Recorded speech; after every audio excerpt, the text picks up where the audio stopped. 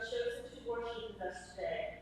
We hope that it will be a fulfilling and spiritual experience that will bring you closer to God, especially as we go through this challenging time in our world together. If you would like to follow along with our service today, you can go to our website, fcc-chappaqua.org, where you will find a link to the PDF of our service. During our service today, there will be times for quiet meditation. I invite you to use those times to be in prayer and have your own communion with God, Jesus, and the Holy Spirit. Wherever you are, we create a sacred space because God is with us, and our spirits touch and create an amazing sense of love and peace. During our service, we will be hearing a meditation on one of our hymns. You are welcome to come along, but please, if you are in the sanctuary with us, do not sing, since singing is one of the more potent ways that hope is spread. At home, feel free to sing as loudly as you want. God said, where two or more are gathered, God will be with us. Even though we may be separated by distance, our spirits will connect as we worship together. No matter where you are located, all are welcome to worship with us. As the united Christ of Christ reminds us, no matter who you are or where you are on life's journey, you are welcome here, in person or virtually. I would now like to invite our pastor, Reverend Dr. Martha Jacobs, forward to continue our welcome and lead us into worship.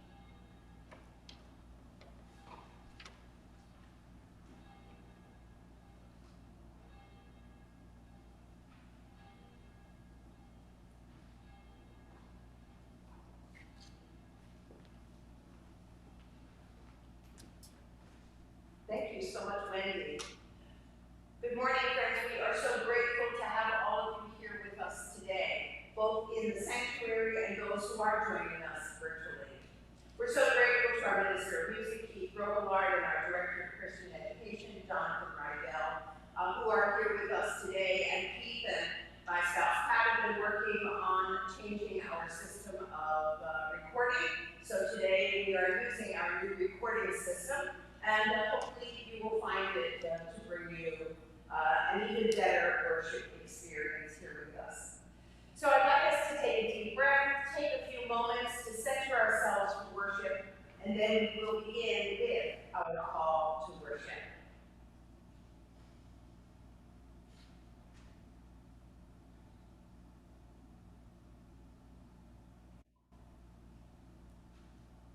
Let us begin. Let us sing to God a new song. Let us bless God's name. Let us declare God's glory and marvelous works. Strength and beauty are in God's sanctuary. God's sanctuary is within our hearts, wherever we may be. Come, let us worship together. I'd now like to invite Don and Amy, our liturgists, forward for today.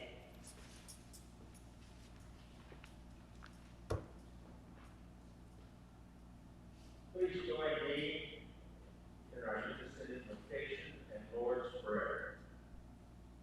O God, we raise our voices in thanksgiving for all that you have given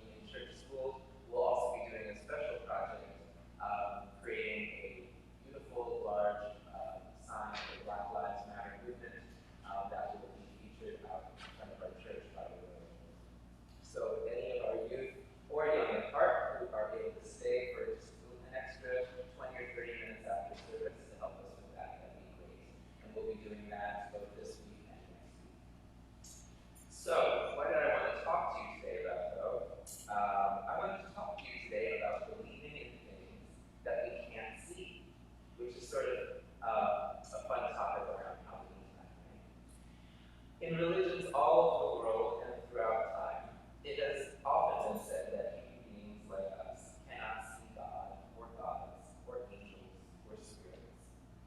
It's not so much that these things are invisible, but that our human eyes and minds are not sharp enough or strong enough to see them. If we were to see them, we might go blind or crazy or worse. In Greek mythology, the god Zeus fell in love with the human Semele and turned himself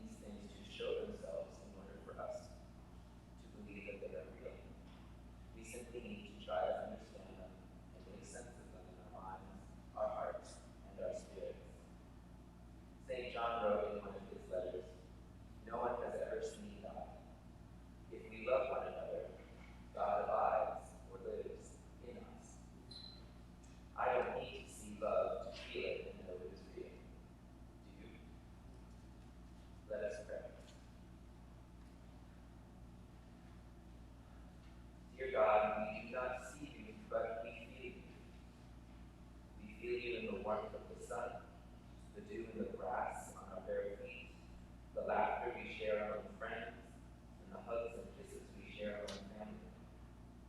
We feel you, God, in the love in our hearts, and we know that you are with us every day, every moment, everywhere.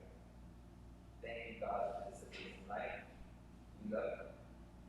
Amen. And now, my young ones may follow me to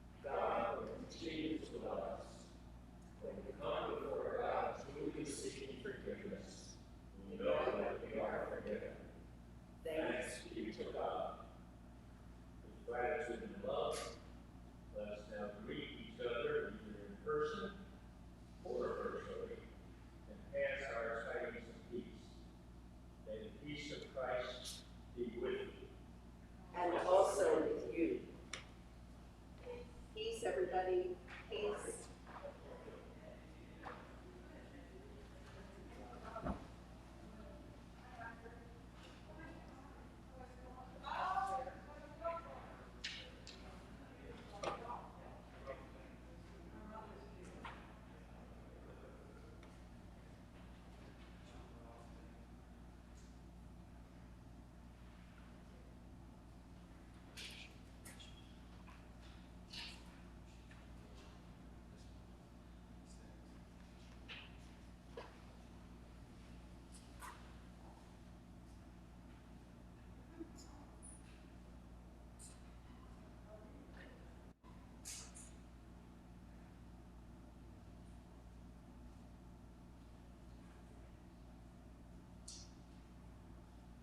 This morning's first reading is from Psalm 96, verses 1 through 9, and then 10 and 13.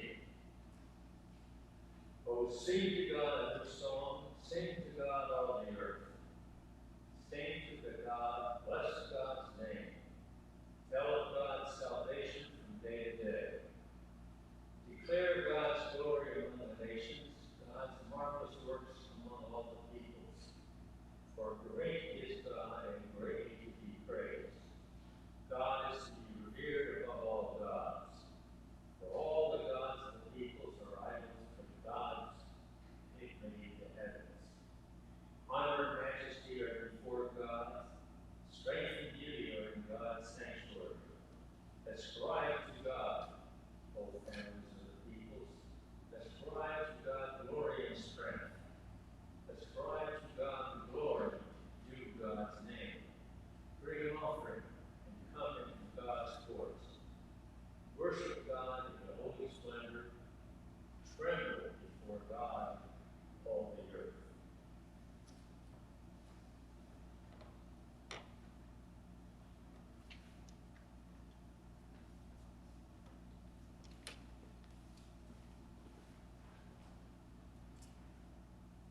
Our second reading this morning is from the book of Exodus, chapter 33, verses 12 through 23. I invite you to close your eyes and listen for something new that God might be wanting you to hear from our reading today. Moses said to the Lord, "See, you have said to me, bring out this people, but you have not let me know whom you will send with me. Yet you have said, I know you by name, and you have also found favor in my sight. Now if I have found favor in your sight, show me your ways that I may know you and find favor in your sight. Consider too that this nation is your people." God said, "My presence will go with you, and I will give you rest." Moses said to him, "If your presence will not go, do not carry us up from here. For how shall it be known that I have found favor in your sight, I and your people, unless you go with us? In this way we shall be distinct, and I and your people from everywhere on the face of the earth." The Lord said to Moses, "I will do the very thing you have asked, for you have found favor in my sight, and I know you by name."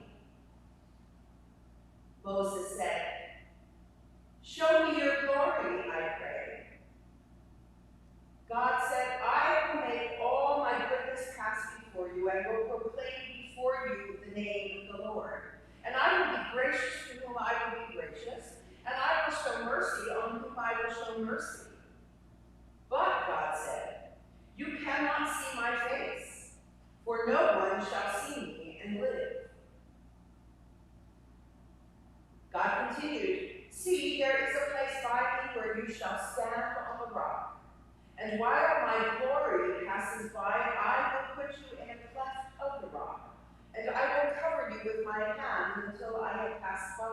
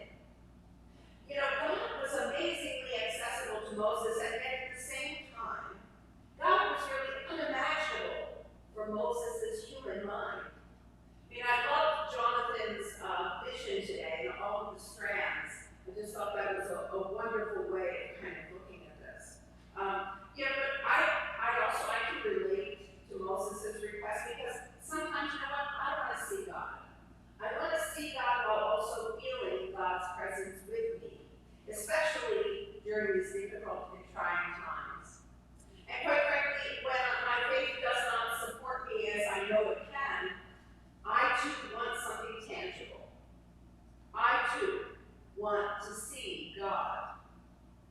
So Moses was actually a pretty smart guy. He was getting really good at negotiating with God. And when he asked for something tangible for himself. I mean, he does actually want to see God's glory. And so he starts by reminding God of why God has chosen the Israelites. He says they are nothing without God. And as we learned last week, God does acquiesce to Moses, pushing him not to destroy the Israelites because they built the golden calf. Moses reminds God the Israelites are special not because of they themselves, but because of God's relationship with them.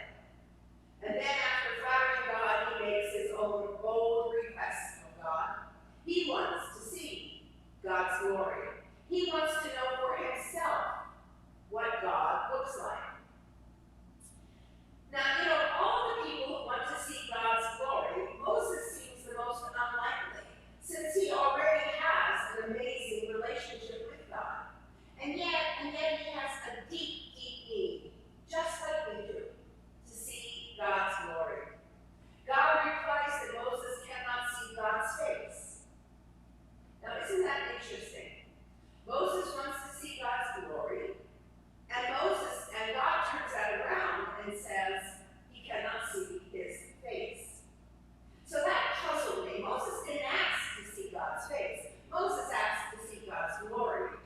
And God interpreted it as seeing God's face. Well, I started to do some reading about this interesting switch from glory to face. And I came across a reflection by John Goldengay, who is a professor of Old Testament at Fuller Theological Seminary. Dr. Goldengay pointed out that the Hebrew word for presence is panim, which literally means face. So Dr. Goldengay writes, a person's face tells us that the person is with us. It shines out with a person's love and concern.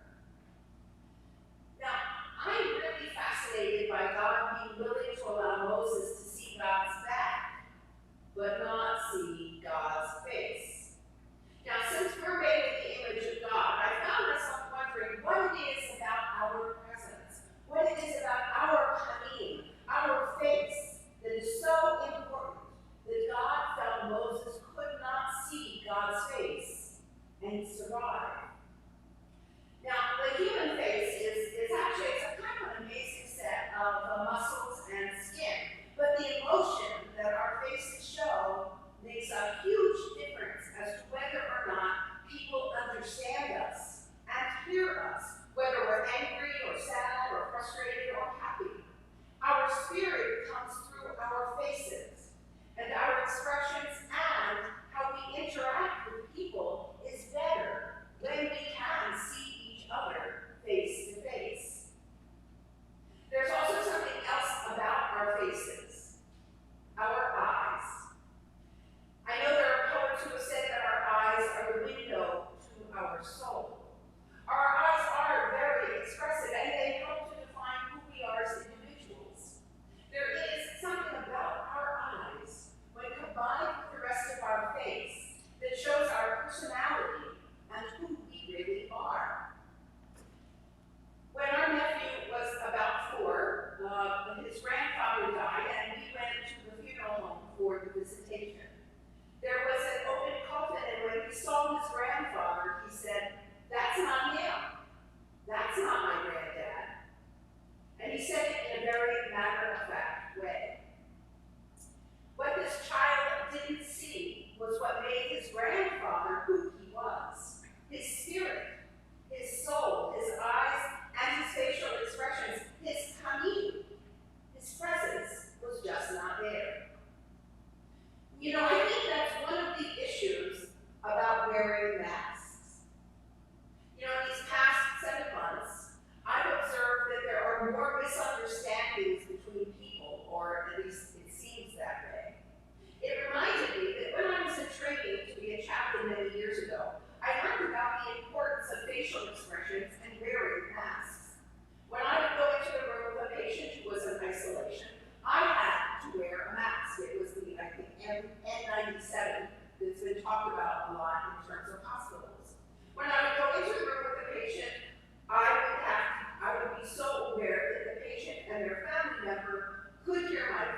in my inflections, but when they were under stress, not having the ability to see my facial expressions made a huge difference for them.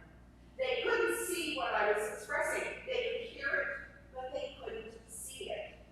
You know, I think we sometimes hear things in a distorted manner when our lower face is covered because we hear both with our ears, but we also hear with our eyes.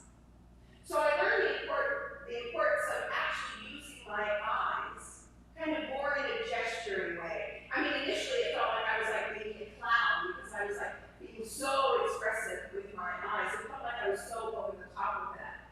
And yet, at the same time, it really seemed to help the patients and the families to better understand what I was saying, and more importantly, they heard it differently as well. Perhaps they heard it in a more complete way.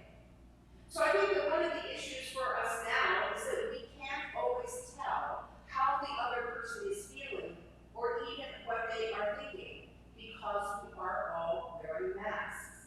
That creates stresses for us, stresses which we may not even be aware of at the time. But it also creates more opportunities for misunderstandings and misinformation. So masks and being able to see someone's face fully does make a difference for us. So to hear Moses, who was not actually able to see God's face and only able to see God's back, is really intriguing. And yet, I have to remember that Moses did see God. Not the way he wanted to, but nonetheless, he did see God. You know, one of the pulls and pushes of my own faith and perhaps of yours is understanding the immanence of God, that God is present right now, and yet also the transcendence of God, that God is beyond us. God is overwhelmingly other, and yet at times, God is as close as my very breath. There are times when I want to feel God by my side, when I really want God present with me because of something that's happening in my life. In those times, quite frankly, initially, I don't think I feel God with me. But then, when I remember something like the story of Moses, and I hear that God talks to Moses as one would talk to a friend, I realize, you know what? That's also what I really just need to do. I need to just talk to God or talk to Jesus. I find that often helps me as I parse out what's going on for me. Because when I'm able to do that, and then I can step back from what's been going on, I realize that God has been there. And what I see in essence, I guess, is really God's back. As God moves away from a situation that I've just been come through, either by a good friend, by a colleague, or even by a stranger, I often realize in retrospect that God has been there with me all along. You know, friends, it may seem like Moses and the others with whom God spoke as recorded in the Bible happened such a long time ago. And sometimes I think we wonder if God is present with us today. This morning, I'd like to suggest that we make our own bold request of God. That we ask God to show us beyond what we expect to see in our world.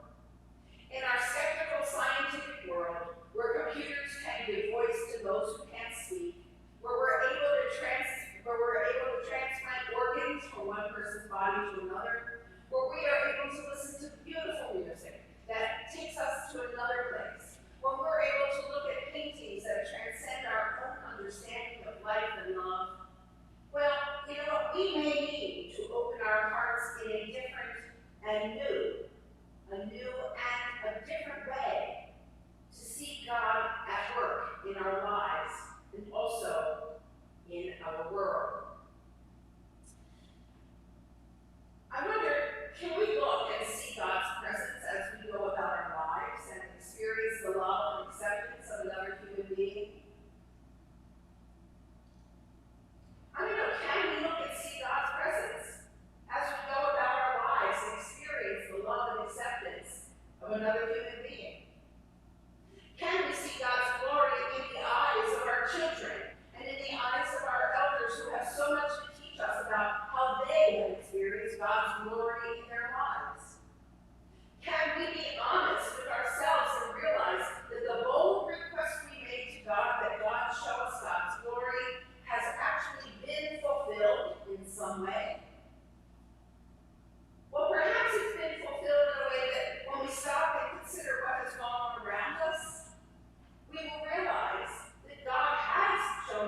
God's glory, and that God is present and active in our lives.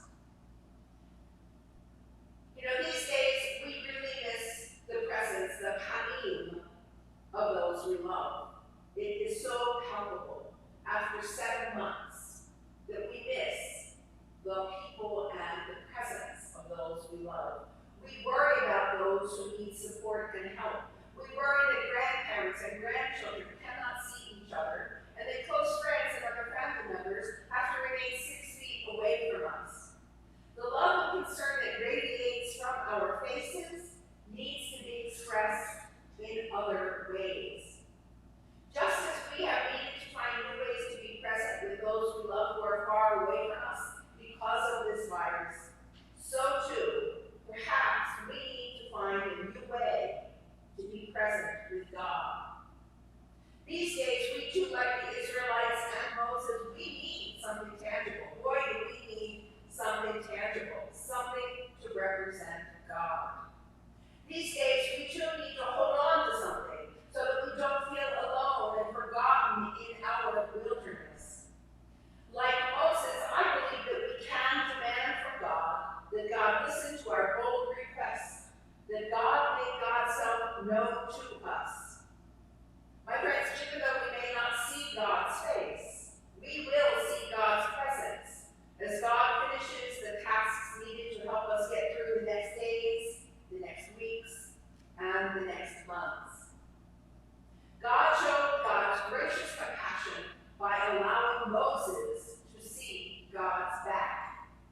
We know that God, through Jesus, has compassion and grace for us as he walks with us through these days.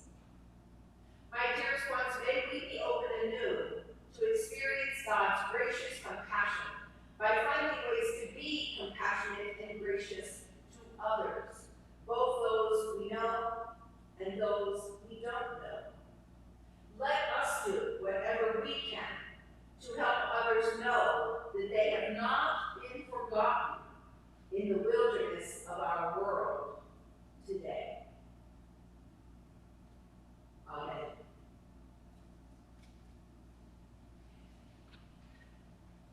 We will now be moving into the prayers of our people, and I'm going to move down to the center of the chancel with my mask on. There will be opportunities for you either silently or aloud to offer your own prayers.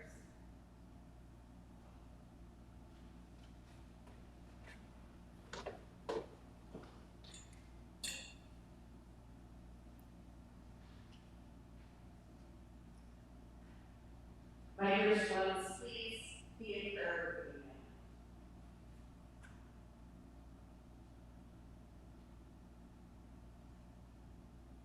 God, our requests are bold sometimes, and sometimes they really need to be. Help us to see your presence, help us to feel your presence in ways that are new, and open our eyes and our minds and our hearts to you in new and different ways.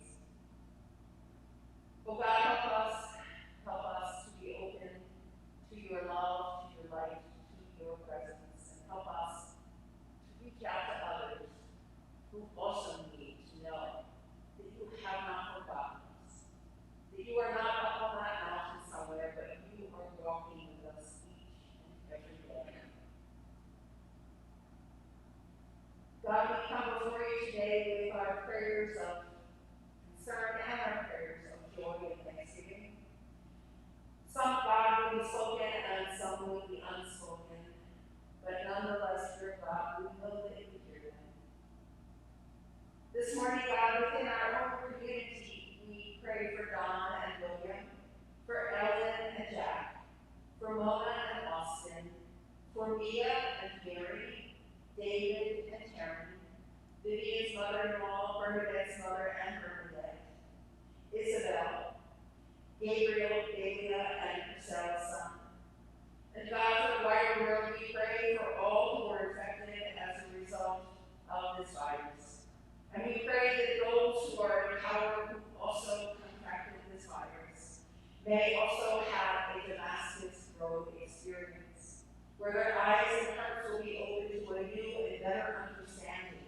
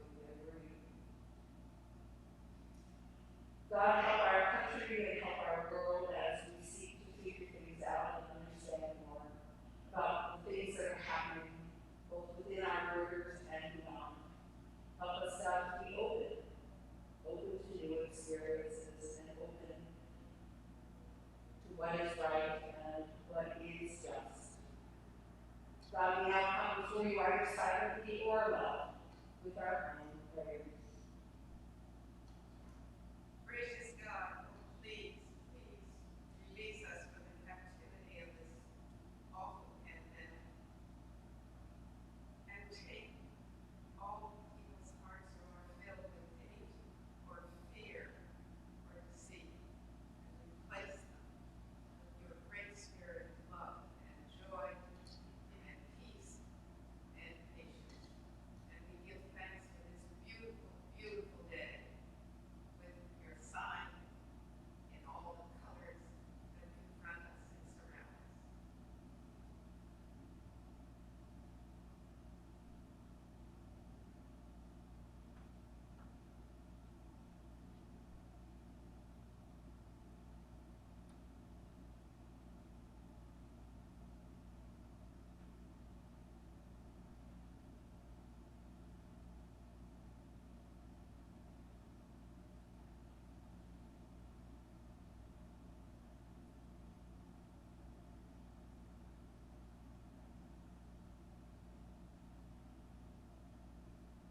I want to give thanks for the journey here, having been back since March.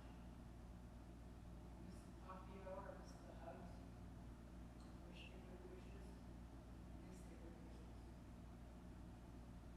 I've been living in Patriot for now a year. March 20th, we began a lockdown. It's relaxed somewhat in the last month. We go out in the hallway, we need to wear a mask. Our social activities have been increased and relaxed. We miss seeing those that we used to have. Remember so much of dinner with every time. No longer have that. Can't sit that close to me. So I'm thankful.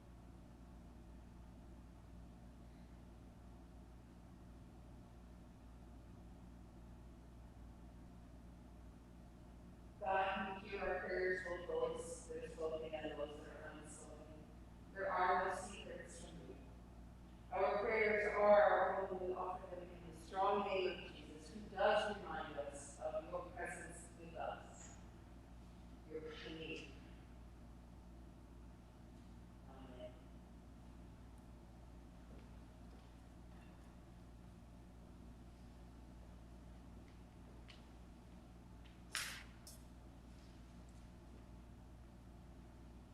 My dear friends, as you may know, we have been collecting supplies for the food pantry at Northern Westchester Community Center. We do that on the first Sunday of every month. To date, we have contributed over 9,000 pounds of food and necessities, and we hope by the end of December to have collected more than 10,000. As we know, the food pantry is helping more people than ever before, and we're so grateful to all of the members and friends in this community who have helped in this effort. So deep thanks to all of you, and please do continue to support the Community Center of Northern Westchester. There are all kinds of ways that people give of their time, talent, and financial resources to the work of our church, both locally and in the wider world. And we're so grateful for all of the ways that people do support us. And for those who are watching today, you may notice that things are looking a little different. With thanks to Keith and Pat, we have changed to our newly installed live streaming system, which hopefully provides clearer sound and an overall better viewing experience for you. For those of you who are with us virtually, if you have found these services to be helpful to you in your life, please consider giving to help defray the costs of this system. We've allocated $3,000 to cover the costs, and to date, we have received a generous $1,400 in donations. So we're so thankful to those who have already contributed, and if you are able to do so, we would be so grateful. Another way to support the mission of our church is by putting your feet on your faith, by joining with the Cortez Welch family, me, and other members of our church in the wider community today from 12 to 2 at the Triangle in downtown Chappaqua. We are peacefully demonstrating against the racism and injustice that has been uncovered not only in the wider world but also in our own community.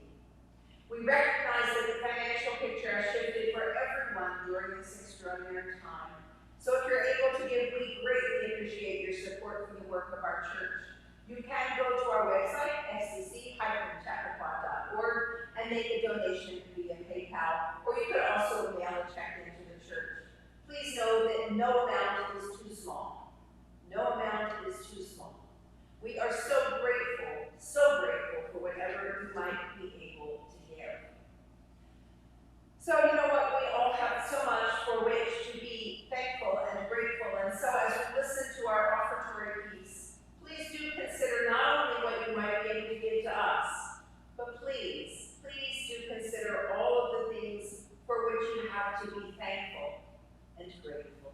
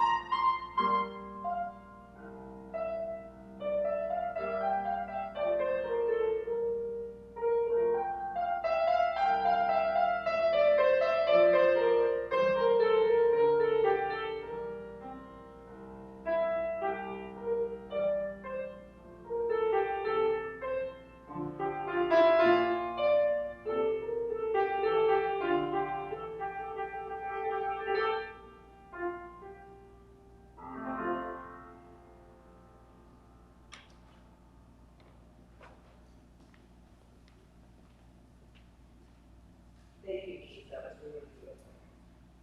Could you please join me now in our unison prayer of consecration?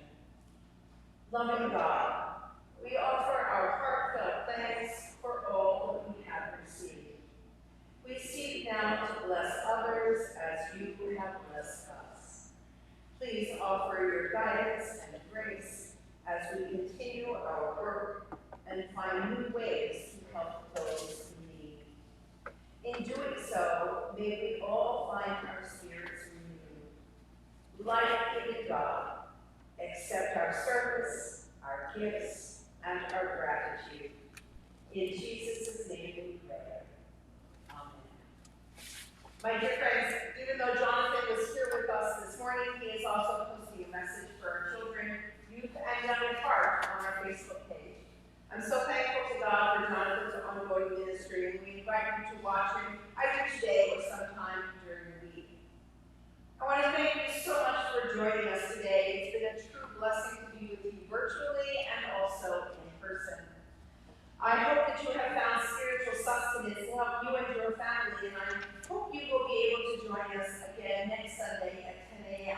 either here in our sanctuary or virtually. Next Sunday is All Saints' Day. We will be lighting candles as we remember those members of our church family who have died in the past year. We will also pause to remember all of those who have died from this pandemic, and we will be celebrating communion. So please plan on joining us. In the meantime, please remember that no matter who you are or where you are on life's journey, you are welcome here at First Congregational Church in Chappaqua. And now, my dearest ones, may God give you a pure heart that you may see God, a humble heart that you may hear God, a heart of love that you may serve God, a heart of faith, that you may know that God walks with you. And may God bless you and keep you and give you peace. Amen.